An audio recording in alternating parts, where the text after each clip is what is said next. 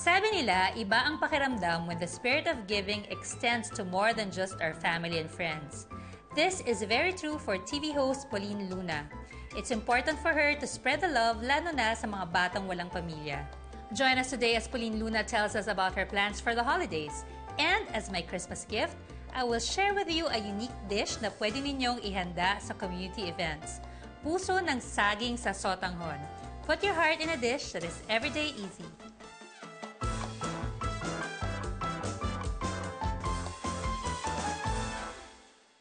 Ayan, Pauling, if you had the power to give any gift, what would it be and who would you give it to? Well, if one day I instantly become a multi-millionaire. Malapit na yan. Gusto ko magpatayo ng orphanage. It's very hard to grow up without parents. That's right, oo, no? Mahirap eh. Walang guidance. Yung meron ng parents ka minsan, struggles pa rin tayo. Right. What more pa yung walang guidance ang magulang. Pero in time, syempre, you want to build the orphanage. Pero for now, tuturuan naman kita ng isang dish na pwede mong i-share for the, yan, mga little children, sa mga orphanage, hindi ba? Ito, napakadali lang nito. Ito ang puso ng saging sa sotanghon. I'll just get this onion and chop this.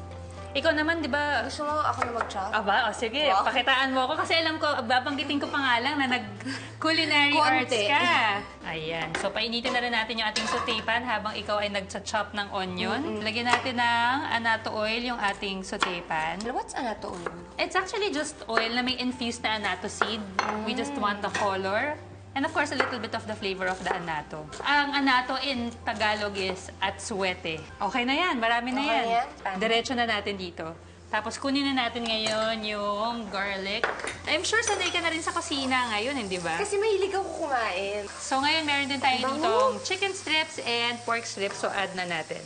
Everything? Yes, add everything. So we'll just wait for that to brown. Ka-strips na siya. So ayan, nag-change na yung color ng ating meat. We could now add in our water. Kasi this is actually parang soupy dish. Oh, yes. So we'll just cover that and wait for it to boil para mas mabilis siyang mag-boil. Okay. So habang hinihintay natin siya kumulo, kunin ko muna itong ating puso ng saging. So, na-drain ko na yung excess water from our banana heart. Ang kailangan gawin dito pagka i-prepare niya actually is just to remove the tough part, yung tough cover niya. And then what you do is just slice it crosswise and then finely chop it. Tapos ang gagawin, you wash it with water and soap and then you rinse it and squeeze out the excess liquid, which I did earlier. It's actually a good source of dietary fiber. So, pagka may dietary fiber tayo sa tiyan, actually it makes us feel full. Ang tendency kasi pagka we're low on dietary fiber sa diet natin, we tend to eat high-calorie food.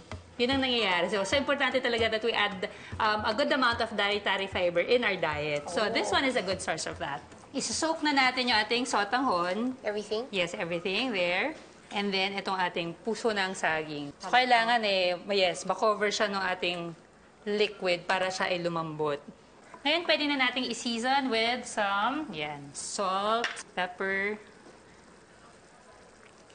patis or fish sauce. At para sumarap ang ating lutuin, let's add our Ajinomoto Umami Seasoning. Yan, para mas masarap. Ang purong Ajinomoto ay nagpapalabas ng natural na sarap ng lutuin. At ito ay gawa sa natural na pananim tulad ng tubo, kasaba, mais, at gawa ito sa natural na proseso ng fermentation.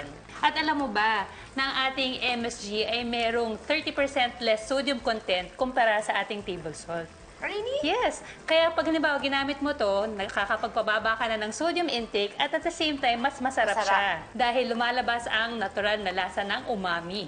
Yan, malapit na siyang maluto, so ilagay na natin yung ating shrimp. Hanggang magbago lang yung kulay ng ating shrimp. Let's go. We'll plate this para matikman na natin. Ayan, pwede na natin tikman, Pauline. Let's go!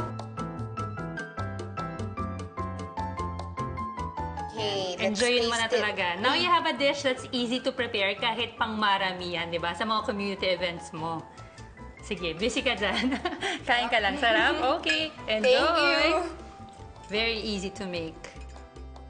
The holiday season is a time for sharing, kaya't wag nang magdalawang isip to take part in community events. Make other people feel the warmth of the season with special dishes that are everyday easy.